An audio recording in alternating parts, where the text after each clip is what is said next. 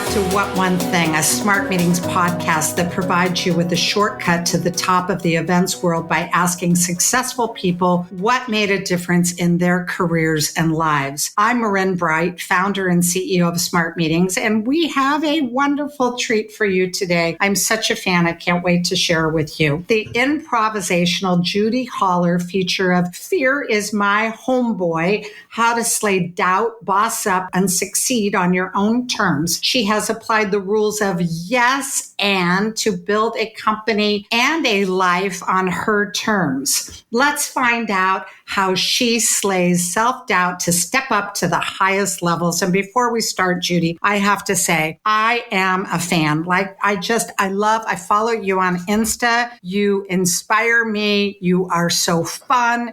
You are so lively. You're disco ball. You're all that. And the other thing, I just have to get in a shameless plug because I rarely do this, but it really hits home for me. Your book, Fear is My Homeboy, is so well written, and I am a real kind of self-help connoisseur. I have a million of them. I cart them around in boxes. God help me when I move. But yours covers so much and really gets in there with good answers. So thank you so much for that. And I want to say, you start out in your book saying that you can't be brave unless you're scared first. How did you learn to make fear your friend, fearless, and live fearfully? Well, first of all, can we address the book thing? We must be sisters from another mister, because this is the big pain. Whenever we move, my husband's like, all the books, they're all coming? I'm like, they're all coming. Me too.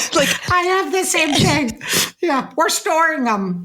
Especially my personal development. Yes, exactly. I've got it everywhere in my office. I mark them up, I highlight them, I flag them. And honestly, I call on them. Like, it's one of my little hacks. So when I am writing for my newsletter, or I am working on some thought leadership, or I'm creating content, a lot of times if I'm lacking inspiration, you know what I do? I grab a book off my shelf, open it to where my eyes fall, and I sort of let what lands on that page sort of inspire what I want to say that day, and use the words to remix maybe my own perspective. I love that. And I do that too. I just open it up and I'll go, what do I need to know? And, what do I need today? Intuitively, it kind of, the guides take you there, and it's so powerful. So I'm with you, sister. I'm with you. We are the same. I think it can be really powerful, not even as a guide, not even as, say there's content, inspiration, but yeah, just like you said, intuitively from a guide perspective, I do that all the time. So we are cut from the same cloth. So thank you for the compliments. It means the world. I'm so proud of that book. It's hard to believe she's just turned 4 years old, and I really and the book is still wildly successful and just has taken on this life of its own, which has been so much fun. And so this kind of comes back to your question. And I think what makes the book so interesting and so relatable and so relevant is that fear ain't going anywhere. And if we want to make moves, make money, build businesses, create things, live differently, we have to figure out how to face our fear. And I think one of the big questions I'll get, say it's after a keynote or whatever, someone will say, well, Judi, okay, so cool. Like, how do I get rid of it though? Like, how do I get rid of my fear? And I'm like, you'll never get rid of it, but you can work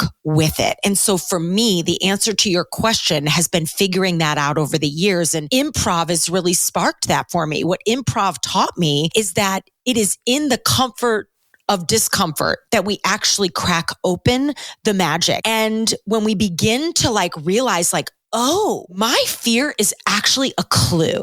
Like, it's a really powerful clue. And if I am afraid, I'm probably doing it right. Like, that for me is confidence, right? And the more we sort of experiment with our fear, play with our fear, and start to dance with our own discomfort, we get more comfortable in it. And this is where all the good stuff begins. So the real big idea in the book, and certainly in my keynotes on stage, is to really help teams and leaders across industries figure out how to get more comfortable being uncomfortable. Because listen, if you want to have a better relationship with your spouse, you better date them. If you want to be more creative, you better sit down and date your creativity. You better write. You better go do creative things. Well, I think the same way about fear. If you want to be more courageous, are you dating your fear? Like, when was the last time you did something scary? Like, if you don't hang out with your fear, how do you expect to get braver? So it's really about figuring out how to increase your tolerance for pain. And if you can do that, you can start to make big moves. I totally can relate to that. When we first started our events and I had to get up on stage, I think I spent the entire year in fear. I felt nauseous before every event. I totally get it. There's nothing to it, but you have to go through that. You have to build that muscle. So you define something called slayophobia, a fear of success that causes a person to doubt their greatness and play it safe. I have this. I just actually got a psychic reading and she said I had fear of success. Why do we do this? And how can we do a better job of loving and supporting ourselves? What are your takes on that? Okay, I love this. And this whole fear of success thing, I feel you're psychic on this one because I think most of us have a little bit of this because here's the deal. And Stephen Pressfield writes really beautifully about this in his book, War of Art. Like that's the real mother of all fears, the master of all fears, the fears that's so close to us that even when we say it, we don't believe it. The fear, can you tell I've got it memorized? The fear that we'll succeed, right? It's one of my favorite passages of all time, like the fear that we'll actually do it. And here's why it's real. The second you do something new, the second you put yourself into the arena again, because listen, you're already doing it. You're running a company. You're a CEO. You're a founder. You are making big moves. You're in the arena. You're asking for what you want. You're picking up the phone. You're pitching yourself. You're putting yourself on social media. You wear what you want. You talk the way you want. You live and lead the way you want. And I think that in itself is evidence of success, my dear. So you are in the arena. You got it. So maybe there's something new that's around the corner for you. I know there's something new around the corner for me. I'm about to give a talk on Thursday, a talk I've never given. I'm incorporating some spoken word into that conversation. I'm going to be walking out onto stage with my first ever disco ball, suggesting that a disco ball is actually a business plan. And so I'm taking some big risks. I love it. Yeah, and this is fun. So, but it's also terrifying. Why? And here's why. What if it works? I know. Right. Then you've got to have a disco ball at every talk. Right. Like, what if it works? What if I succeed? And what is the change on the other side of it? And here's one thing I know for sure about all of my years really looking at fear is that fear hates when you change. Fear actually wakes up every day with one job: to stop you. Because if you change and you grow and you do the thing on stage with the spoken word and the disco balls and something happens, you might change and grow and become something even bigger and better and smarter and faster. And then, oh my God, me and fear might not need each other as much anymore. So fear's going to do everything it can right now. I give this talk on Thursday. So here's what fear's doing right now. Fear is in my office and fear is telling me, people they're going to make fun of you. You're crazy. You're too old for this. It's not going to, no one's going to take you seriously. Summer lives, baby. Yeah.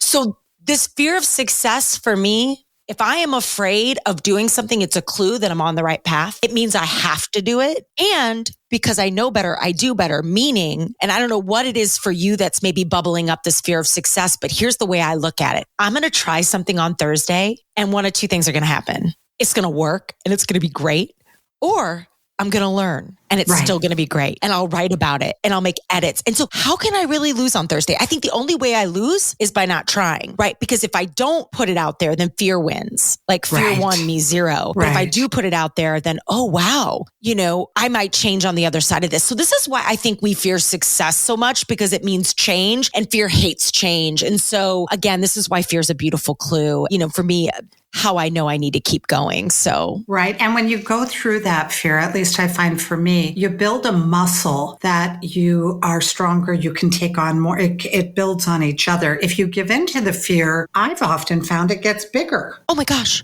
Yes. And this is why. So I don't know if you've ever seen one of my speeches. So we're going to have to change that. We're going to have to work together. Yes. But I actually watched you on TED Talk. Oh my gosh, fun. Okay, so these days, I now walk out onto stage because I'm having conversations about courage, okay? And I'm trying to get teams and leaders to reframe fear and to get comfortable in discomfort. So I got to kind of walk the walk before I talk the talk. So these days, I come out in a sequin suit, like full sequin, okay? And that is very on purpose. And here's why. Because you can't play small in sequin. Right. And even if it's not sequin, it's a hot pink suit. You can't hide in hot pink, right? Like my book can't hide on those shelves. Yeah, no, I love the pink. You know what I mean? And that was on purpose. And yeah, it's a power color. And of course I love sequin. But the conversation is really like, okay, well, how do we shine brighter? How do we get the results we want? How do we perform at high levels? How do we create environments of real collaboration? Well, we can't play it safe. Like we have to do the thing that feels awkward and uncomfortable. And the more we do this, like you said, the braver we get. It's a muscle. So every time I wear a sequin suit on stage, I'm in the gym. Like I'm walking the walk. Like I'm getting braver. And I'm also sending a big message that, hey, when was the last time, clothes aside, like when was the last time you pushed the envelope? You tried something new. I think so many of us are choosing the little black dress every day, clothes being my metaphor. Like, right. Where can you look at your schedule and playing go, it safe? Sure. And if you're in Vegas, Judi, they might think that you've come from the night into the day in your outfit. I just can't. With your disco ball and your sequence, you got the walk of shame there, girl. I'm saying. Bringing it right to the stage. You just be right out there and you be you. And yes. I'm sure, there's so much to be said for that. I think so many times we try to blend in or we try to play it down or we don't want to get too noticed, or I've even done that myself. Like, ooh, I remember once my mother said, oh, I didn't want you to stand out that much. That might not be a great coat. I'm like, oh, who thinks like that? It's kind of crazy how we downplay ourselves. Dim so it's such a great message. And you walk your talk. I love that. And you're an advocate also for building tribes to support your growth, kind of like a Beyonce beehive, right? How do you make sure that the right people are invited to your parties, to your individual parties? Well, I think you get smarter about who you invite to your party the older you get. I think difficult people can show up in our lives to really teach us patience and, what we want and what we don't want. But, I think the larger conversation around tribes and the power of a good posse is, and, I come from the improv theater, so it's all about the ensemble. Like literally, that's my only job on stage is to make the people I'm playing with look better than me. And in a world that is so mine, me, if you were more shine, like how could you change your life and your world and your circumstances, right? So I get asked the question a lot, this question of, what's the secret to your success? And you know what I say, truly? I mean, yes, hard work, of course, like discipline. Nobody talks about the discipline it takes to really make things happen. I mean, there's so much discipline, but equal to that, people. There have been so many people that have helped me get to where I am today. I mean, I have a background in the meetings industry. Like I came from this industry. Like I opened hotels for a living before I was a professional speaker. And I really became sort of a star in my own backyard, if you will, speaking at all the meetings and getting involved in MPI and PCMA and all the things. And great place to cut your teeth too. But wait a second. You, I believe, went to that little place called Second City. I did. We're Saturday Night Live folks. That's big.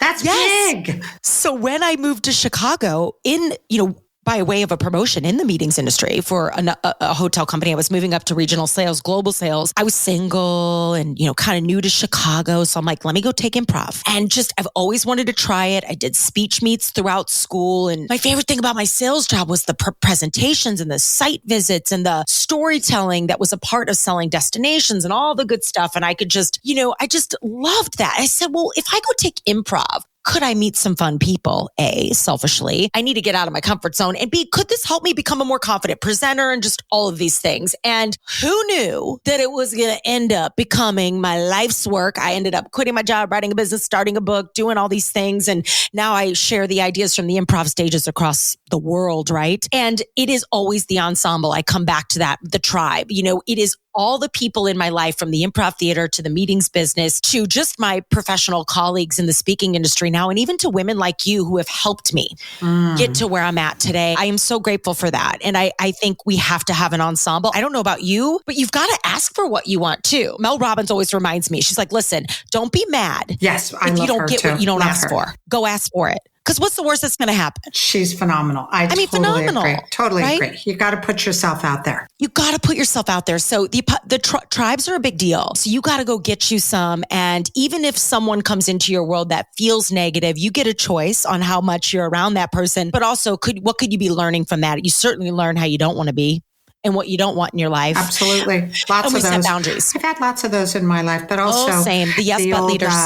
Yeah, I get it. It's who you know, right? It's who you know. Who you know. And what you ask for. Like, I've just started getting braver. I think the older I get, the braver I get too, because now I have evidence of success. So I'm just, I move faster and I'm less afraid of being perfect. And I'm like, okay, what's the worst that can happen? But what's the best that could happen? Like, what if Mel Robbins actually endorses my book? And she did, by the way, right? Like, what if she does? Like, what if Simon Bailey becomes a mentor? What if Jade Simmons becomes a mentor? And they did, and they are, right? And so what what if you get what you want? I think we spend so much time worrying about what could go wrong. Right. There's so much more power in like, oh man, what could go right? And that's what I'm chasing. Oh, I love that. You're inspiring me. I might not be here much longer. I'm going to go follow you. So as a CEO, and I still am here. So as a CEO, because I still am, I have to ask, because, being a woman on top, what do you mean by bossing up? How do you overcome your fear in the business to start a business? You've started a business. As women, we're not supposed to be bossy. Bossy is not. Did you meet Tina Fey, by the way? No, I've never met her. I wish.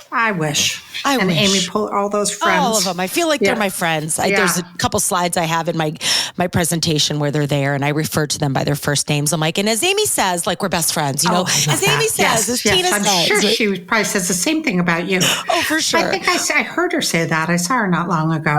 Oh, but, God. Bossy pants and Tina Fey and all of that and bossing up, it can have a real negative connotation, but you own it. Yeah, own it. And we want more of that. So tell us about that. Yeah, it's really about being the CEO of your own life. So whether you run a company or work for someone else's, you're running your business every day. Like your business, like this is a business. And at the end of the day, I'm a perishable item. And if this doesn't work, nothing else works. So I am like relentless on this like pursuit of protecting my peace, setting boundaries, and remaining disciplined. And I have gotten so much stronger and better in that the older I get too, right? Boundaries, discipline, asking for what you want. I think the yes and mindset from the improv theater really helps me here. If someone were to come to me on my team and say, hey, I really want to do this on your team, or I really want this promotion, or I really want to write more content for you, and I know they're not ready yet. Me saying, yeah, I understand you want to write more content for my company, or you want to be in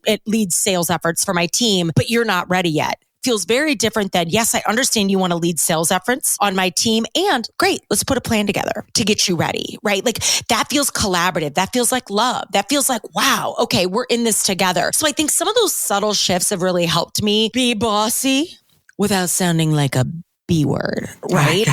I gotcha. The B. So I don't know. It's about asking for what you want. And just most importantly for me, you don't need a big enterprise to like have a big career. And I think the most beautiful thing to constantly consider is that you're running this business every day and you're the CEO of that. And you get to decide what you let in, what you get rid of, how you structure that. And, I think really understanding what puts you in overflow can really give you a beautiful career. I think these days, having a full glass, it ain't enough. Right. I think we as women, there is so much coming at us, certainly as CEOs. We have to get into such a state of overflow so that when I give, there's still stuff left for me. There's still enough left. Yep. Get it. So I'm not half full because it's not enough. Because when I'm half full, I'm not that fun to be around. I know, me either. Yeah. I don't even like me. I know. And it's hard to remember sometimes to save that little bit at the end of the day for you and not leave it all out there because, we do, I hate to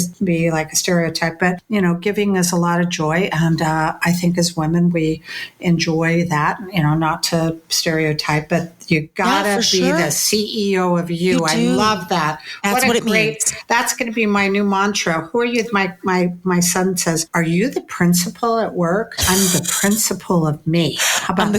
The queen of me. I say, off with their heads. Off with their heads. And that's what happens.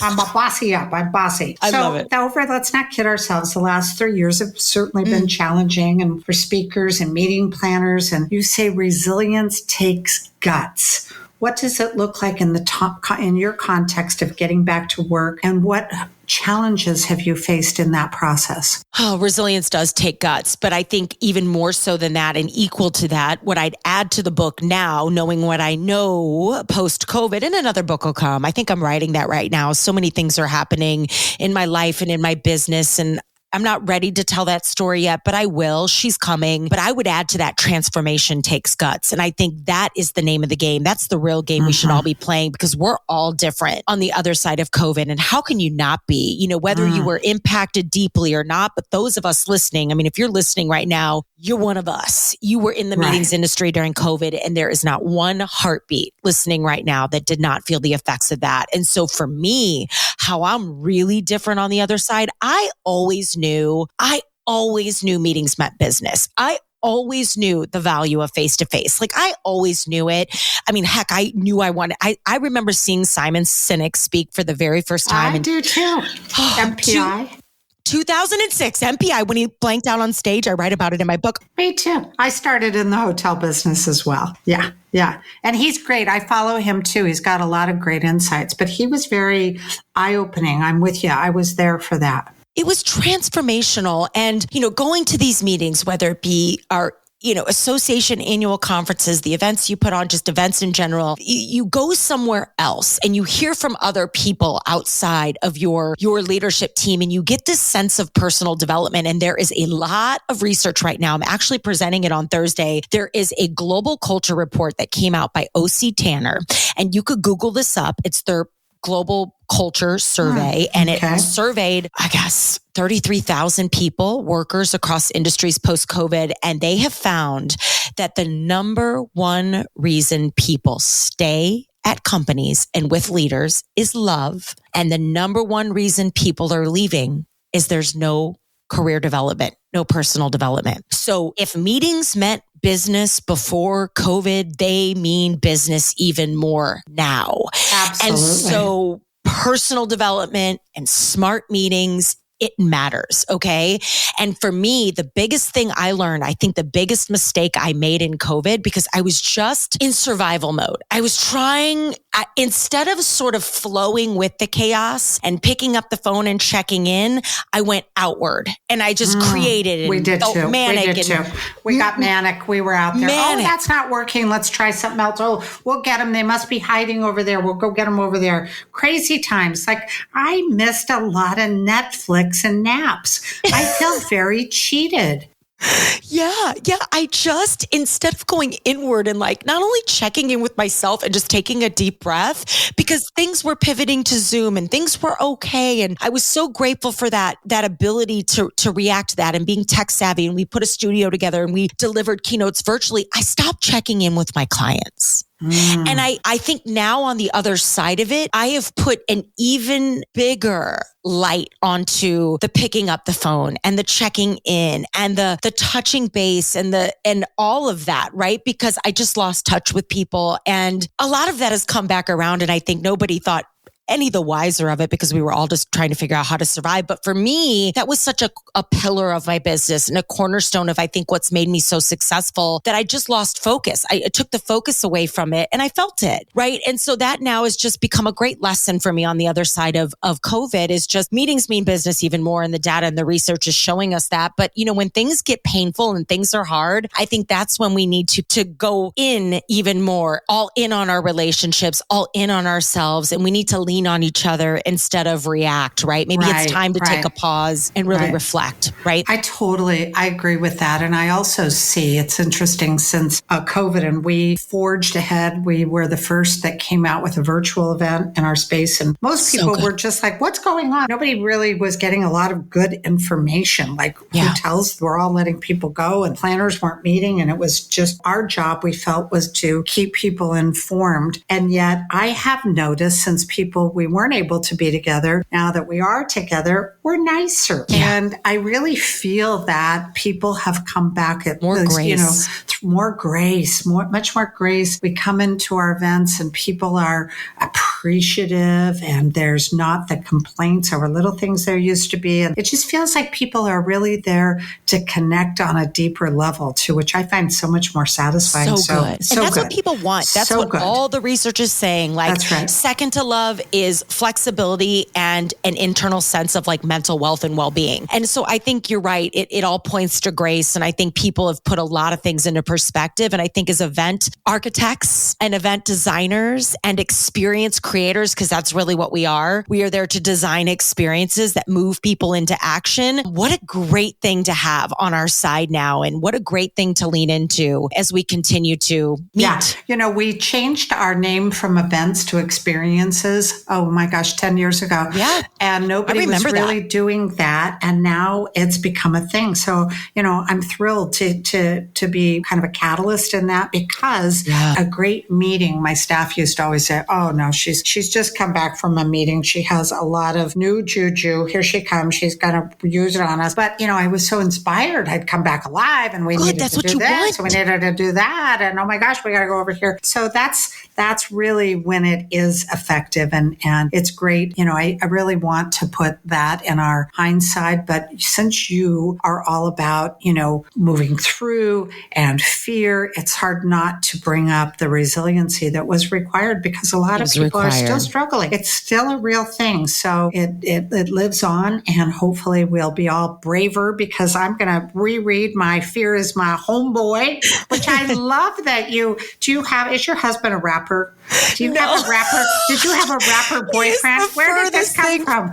He is the furthest thing from it too, which is so funny. Like, it's so funny. We're 9 years apart. He's like an 80s kid. I'm a 90s kid. So, that was just, that was a very purposeful choice. I think it's a very me choice. Saying fear is my friend would be not very Judi. I grew up in the 90s and it's such a term of endearment. Everything we loved was our homeboy, like everything we loved. And everything. So when I was thinking of titling the book, I said, oh my God, well, that's what we have to figure out how to fall in love with our fear. So let's befriend it. Let's make it our homeboy. Let's make it our ride or die. Let's rock with it. Yeah. And you use such fun words. They go on and on throughout the book. How I talk. It's really, it's very fun. And I get a real kick out of that. And it makes it yours. And I think it's such a good book. And I think your message is so good. And anybody listening to this podcast, you've got to follow Judi Holler. What is your Instagram? How do they find it? Judi with an I, last name Holler, HOLLER